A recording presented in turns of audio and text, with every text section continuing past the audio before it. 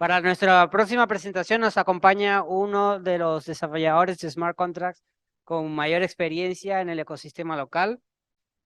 Creo que no necesita presentación, pero igual les comento, ¿no? Lima Veros, por favor, un aplauso para él. Quien no ha conocido, quien no ha llevado un bootcamp con Lee, pues creo que es el momento adecuado para decirle, Lee, ¿dónde me inscribo? ¿Cuándo es el próximo? Buenas tardes con todos. Para mí en realidad es un gusto estar aquí. Como lo decía Simón, yo soy desarrollador de Smart Contracts y actualmente me dedico a tiempo completo a enseñar. ¿Ok? El día de hoy voy a explicar un tema, yo diría, bastante controversial, se puede decir, porque tenemos nosotros noción de que los contratos inteligentes no se pueden en realidad cambiar de código. ¿Vale? Voy a hacer esta explicación de cómo eso es posible y luego voy a explicar un poco más acerca de esta escuela de programación de blockchain para toda Latinoamérica. ¿Ok? Entonces, este tema en realidad me parece muy interesante porque es algo que he estado investigando. Normalmente nosotros creemos que los contratos inteligentes no cambian código. ¿Cuántos de aquí creen realmente eso? ¿Pueden levantar la mano, por favor? ¿Cuántos devs hay aquí de contratos inteligentes? Para tener una idea. ¿Cuántos están relacionados con el blockchain de alguna manera? Si levantan la mano, por favor. Ok, vale, muy bien. En el mundo del blockchain, en realidad, cuando nosotros escribimos código, en realidad estamos desarrollando contratos inteligentes. Ok, el código en el blockchain se le llama contrato inteligente. Y desde sus orígenes, en realidad, un contrato inteligente se diseñó de manera inmutable. Es decir, que no se puede cambiar el código de un contrato inteligente. Ok, eso es parcialmente cierto y es justamente lo que yo quiero demostrar en esta presentación que tenemos el día de hoy. ¿Cómo se llaman a esos contratos que sí pueden cambiar? Es decir, que sí pueden hacer una metamorfosis para cambiar a otro tipo de contrato inteligente. Se les llama contratos metamórficos. ¿Ok? Y en realidad hay toda una lógica de cómo es que esto funciona. Yo diría que es un poco esto es un poco elaborado, no poco, bastante elaborado. Entonces, yo voy a pensar que esta es una de las charlas más técnicas que van a tener el día de hoy y está bien, ¿ok? Así que, por favor, tan solamente síganme en la narración, síganme en la explicación. Lo primero que voy a decir es que desde siempre hemos querido actualizar el código de nuestros contratos inteligentes. ¿Por qué? Porque siempre vamos a encontrar bugs, vamos a encontrar errores, el código evoluciona naturalmente según añadimos nuevas funcionalidades, nuevas opciones, etcétera, etcétera, etcétera. Vamos a querer cambiar el código de este contrato inteligente. ¿Ok? Existen algunas maneras que yo voy a decir que son buenas prácticas, que son el primer grupo, son patrones de diseño de desarrollo de código, ¿vale? Probablemente sean patrones extraños, pero digamos los desarrolladores de Solidity conocen bien o deberían conocer estos tres patrones porque son considerados buenas prácticas. A través de estos patrones extiendes las funcionalidades de tu contrato inteligente, de tu software, lo puedes actualizar. ¿Cuál es el problema? Bueno, no diría exactamente el problema, sino que, digamos, los contratos metamórficos en realidad son como una especie de efecto indeseado a raíz de hacer más flexible el sistema operativo de Ethereum. ¿Ok? Así es como surge esta especie de bicho raro entre todas las categorías de contrato actualizable que existen. No voy a dedicarme a explicar la primera categoría. La primera categoría tiene una lógica, digamos, muy diferente, ¿vale? Pero en resumen, en toda lógica de contrato actualizable, siempre separamos el storage de los algoritmos. Es decir, tenemos dos contratos diferentes. Esto es como normalmente funcionan los contratos actualizables, ¿ok? Que cambian a través del tiempo y esto por lo general yo podría decir que es considerado como una buena práctica, según mi experiencia, según he visto en los protocolos, en diferentes repositorios de código que hay. Muy bien. Y existe este otro bicho raro, ¿vale? Lo digo raro porque yo personalmente considero que es una especie de área gris en la cual se encuentra este contrato. ¿Por qué? ¿Cómo así? El contrato metamórfico, ¿ok? Tiene el mismo storage dentro del contrato, tiene la misma address para este contrato, pero su lógica puede ir mutando a través del tiempo. Es decir, el día de ayer puedo tener una lógica 1 en esta address y el día de mañana puedo tener otra lógica diferente en la misma address. Y eso efectivamente es un problema. ¿Por qué? Porque la persona que puede alterar la lógica de un contrato inteligente puede alterar también las funciones. Y en estas funciones se pueden, por ejemplo, crear especies de saqueo, ¿no? O se pueden alterar las condiciones que inicialmente se había pactado, se puede cobrar un fee mayor y así sucesivamente. De hecho, este contrato metamórfico fue un vector de ataque para una organización que se llama Tornado Cash, ¿ok? Y un hacker, a través de un contrato metamórfico, que es lo que yo voy a explicar cómo funciona el contrato metamórfico, logró cambiar la lógica de ese contrato y logró sustraer millones y millones de dólares, ¿ok? Entonces, no quiero decir que todos los contratos inteligentes en realidad pueden cambiar su código. No todos los contratos son metamórficos. En realidad existe una particularidad, algo bastante especial que debe tener ese contrato para que pueda ser considerado metamórfico. Y es lo que voy a explicar a continuación, ¿vale? Ok, para entender esta figura, para entender el panorama completo, hay que tener en mente tres actores. Vamos a tener, en primer lugar, en mente al conductor que conduce la grúa, ¿vale? La grúa que crea edificios, ¿vale? Necesitamos entender estos tres sectores o tener estos tres sectores en mente para entender cómo funciona un contrato metamórfico, ¿ok? Cada uno de estos es un contrato y los edificios también vienen a ser contratos, ¿no? Ahí tenemos edificio 1 que representa la lógica número 1 y el edificio 2 que está detrás que representa la lógica número 2. Es decir, el nuevo código, la nueva lógica, los nuevos algoritmos que van a reemplazar al inicial. Ahí es donde se ejecuta el ataque, ¿vale? Ok.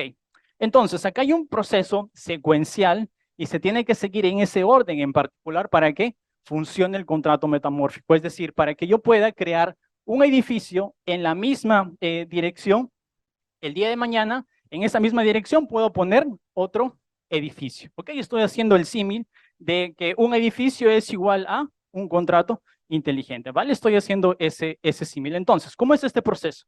El conductor con una varita mágica crea la grúa. La grúa con otra varita mágica puede crear muchos edificios, pero esos muchos edificios están en la misma dirección, ¿vale? Esa es la idea del contrato metamórfico, cambiar un edificio o cambiar un contrato en la misma dirección. Muy bien. Ahora, si se han dado cuenta, la varita tiene números, ¿ok? No es por casualidad que tengan estos números. En realidad, estos números hacen referencia a algo que se llama opcodes. Los opcodes no son nada más que comandos que se utilizan en el sistema operativo de Ethereum para hacer cosas. En este caso, hay dos opcodes diferentes que me permiten a mí crear contratos inteligentes. ¿Cuáles son esos opcodes? Create to y create. ¿Vale? Por eso es varita mágica 2 y varita mágica 1. Y entender estos dos opcodes, cómo funciona, es importante para capturar la esencia de un contrato metamórfico. Muy bien.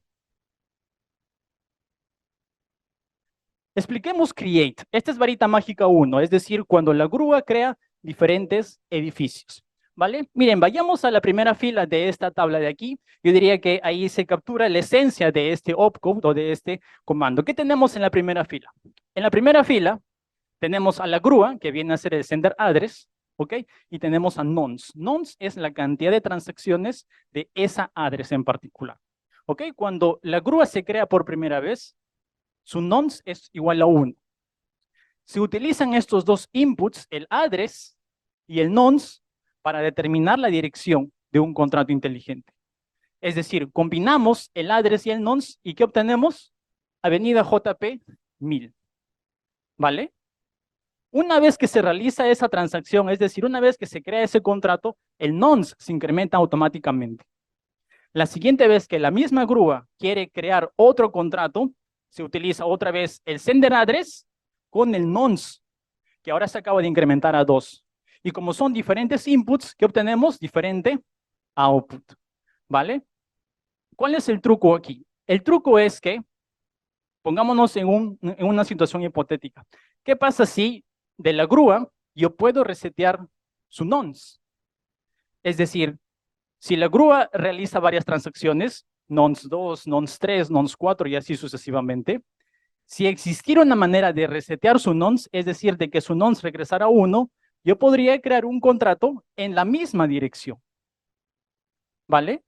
Por ahí es donde va esta parte al menos, ¿vale? Esta es la mitad del ataque y ahora vemos la otra mitad. Mira, veámoslo en este flujo que he hecho aquí abajo, que es un poco más gráfico. Tenemos a la grúa tiene nonce 1, se combinan los dos inputs, se crea el edificio o el contrato en esa adres en particular, el nonce de la grúa se incrementa a 2, ¿ok?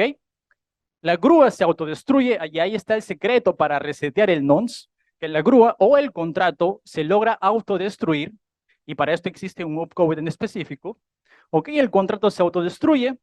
Luego, ahí está el conductor que vuelve a crear otra vez la grúa. Pero esta vez, si observamos bien, el nonce de la grúa ha regresado a 1. Es como si estuviéramos en la primera fila. La grúa vuelve a crear el contrato o el edificio y ¿qué obtenemos? La misma adres. Y la grúa puede incluso decidir colocar un edificio diferente en esta misma adres. ¿Ok? Entonces, yo diría, esta es la primera parte clave para hacer este ataque, ¿no? Si queremos verlo como un ataque, esta es la primera parte. ¿Ok? Entonces, aquí faltaría pendiente explicar cómo es posible que esta grúa puede destruirse y puede volver a ser creada otra vez por el conductor, que es otro contrato inteligente, ¿vale? Esa es la otra mitad del ataque.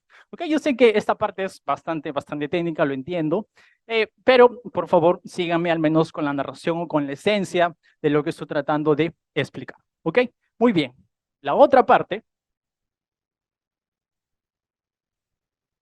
Ok, esta es la otra parte, ¿ok? Esta es la parte en la cual el conductor se dedica a crear grúas, ¿vale? Aquí, con Create 2, que es diferente a Create, ¿vale? ¿Cuál es la diferencia entre uno y otro? Es que en Create 2 no me interesa el nonce, es decir, no me interesa la cantidad de transacciones realizadas. Yo puedo crear un contrato inteligente tomando en cuenta diferentes inputs. ¿Cuáles son esos inputs? Aquí están. Necesito 0F, el sender address, es decir, el address del conductor, salt, que es como una especie de contraseña, que es una fuente de entropía, ¿ok? Y el código del contrato, ¿vale? Ok. Entonces, ¿cómo es el flujo?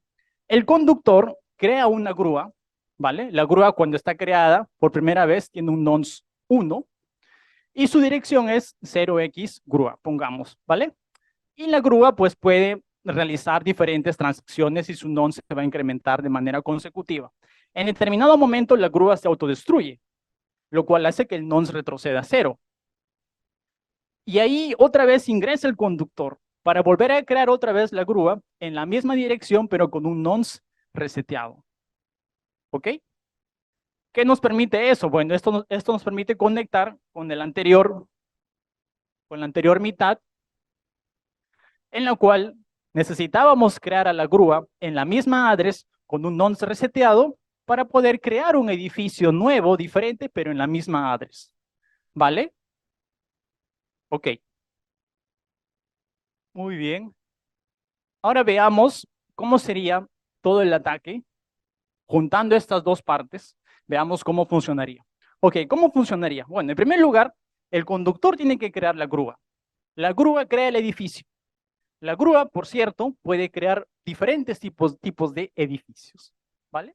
Ok, al crearse ese edificio, se crea con la dirección tal, Avenida JP 1000. Difundes esa address entre todas las personas. Esa address, por ejemplo, puede ser el address de un token, supongamos. Puede ser el address de un token o puede ser el address de un NFT o de cualquier cosa en realidad. Comunicas esa address a todo el mundo. Y una vez que todo el mundo está usando ese contrato inteligente o ese edificio, ahí es donde empieza el ataque. ¿Cómo empieza el ataque? Bueno, primero se autodestruye el edificio, paso 1. Paso 2, se autodestruye la grúa, ¿ok? Paso 3, el conductor vuelve a crear la grúa, lo cual resetea su nonce a 1, y la grúa puede crear otra vez un edificio diferente en la misma address. Y los usuarios interactúan con ese edificio que tiene una nueva lógica completamente diferente a la anterior, pero está ubicado en el mismo lugar. ¿Ok? Entonces, digamos, normalmente yo no diría que esta es una técnica para ir evolucionando un contrato inteligente. Como les dije, esto para mí está ubicado más en un área gris. No lo considero una buena práctica, pero tener conocimiento de que esto es posible permite, por ejemplo, no invertir en proyectos riesgosos, ¿vale?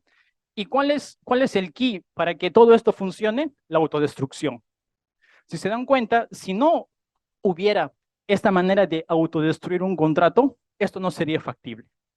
Porque el self-destruct, ¿ok? Es lo que hace resetear el contrato, ¿vale? Para que eso pueda generar los mismos inputs.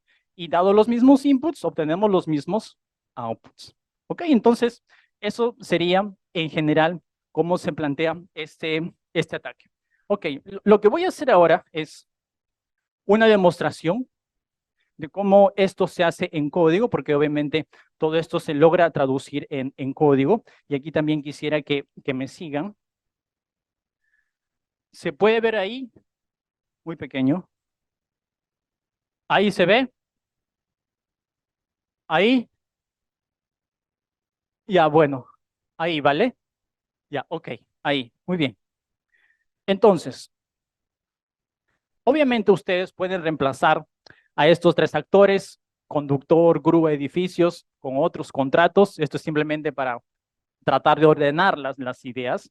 Pero aquí tenemos, por ejemplo, al código del conductor, que es un contrato inteligente. El conductor crea la grúa. Aquí está. Aquí tenemos el código de la grúa. La grúa puede construir edificios, edificio 1, edificio 2. Imagínense que estos edificios son diferentes contratos, ¿vale? El edificio 1 se puede decir que es el contrato sano y el edificio 2 es el contrato malicioso, el cual va a reemplazar al primero, pero con una lógica fallida, cambiada, ¿vale? Y esa es la tarea de grúa. Y finalmente tenemos acá el código del edificio 1 y del edificio 2, ¿vale? La única diferencia es que en el edificio 2 se hace una acuñación de 500 a una address versus que en el edificio 1 se hace una acuñación de 1000 tokens a una address en particular, ¿ok? Y vamos a demostrar cómo esto es que se hace en reemplazo en la misma address. Muy bien. Lo primero que voy a hacer aquí es publicar al conductor. Acabo de crear el contrato del conductor. ¿Qué hace el conductor? El conductor lo que hace es crear la grúa. Y aquí tenemos el address de la grúa, ¿vale? Por si acaso estoy esperando acá, si no se ve bien.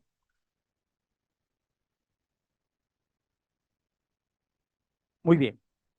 ¿Se ve ahí? Sí se puede ver, ¿no? Ok, perfecto. Acabamos de crear a la grúa.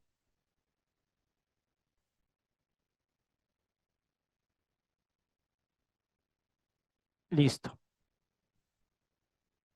¿no? Tenía que hacer esto acá. Muy bien. Aquí está mi grúa.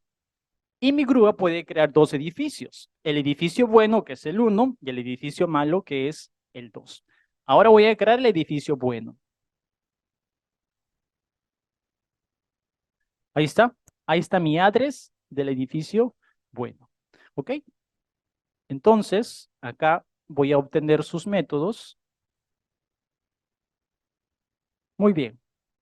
Este edificio resulta ser un token, pero puede ser cualquier otra cosa en realidad. Aquí vamos a comprobar que efectivamente se ha hecho una acuñación a esta address de 1000 tokens, como dice aquí. Y sí, es correcto. Esta address tiene 1000 tokens. Entonces, ustedes pueden agregar esta address, lo pueden agregar a su billetera y cuando miren en su MetaMask, van a tener que esta address tiene 1000 tokens, ¿vale? Entonces, el usuario podría estar seguro, no podría pensar en esta situación de que mañana cuando revise su balance, ya no va a tener 1000, va a tener la mitad, porque se ejecutó este ataque del contrato metamórfico. ¿Cómo así? Les dije, la clave está en la autodestrucción. Entonces, el hacker lo que va a hacer es destruir el edificio 1. Vamos a destruirlo. Aquí está, el método destroy. ¿Ok? ¿Qué es lo que hace el método destroy? Ejecuta el self-destruct, que autodestruye el contrato inteligente, ¿vale? Destruimos al edificio 1, destruimos la grúa para resetear su nonce. El conductor vuelve a publicar la grúa con los mismos inputs, lo cual debería darnos la misma address para la grúa. Aquí está, es la misma address para la grúa. Pero ahora la grúa, en vez de publicar el edificio 1, que es el bueno, ahora va a publicar el edificio 2, que es otro código malicioso. Y obtenemos el address del edificio 2. Si se dan cuenta, el address del edificio 1 y el del edificio 2 son exactamente iguales. ¿Ok? Entonces, ahora, este usuario que antes creía que tenía 1000 tokens en su cuenta, revisa mañana su billetera y se da cuenta que tiene 500. Todo gracias a que una persona logró cambiar el código en la misma dirección a través de esta técnica del contrato metamórfico. ¿Ok? Muy bien. Yo entiendo que es un tema avanzado, pero espero que al menos hayan capturado la esencia de cómo un contrato metamórfico funciona y cuáles son algunas consideraciones que existen. Muy bien. Para terminar, tan solamente voy a hacer una mención.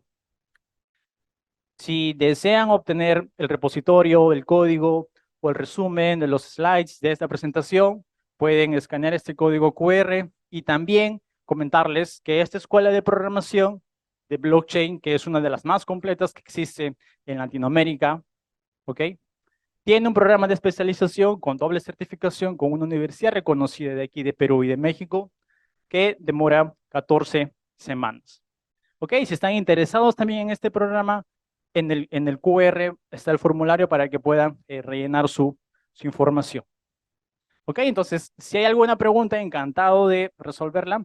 Y si no, pues muchísimas gracias. Para mí ha sido un gusto estar aquí.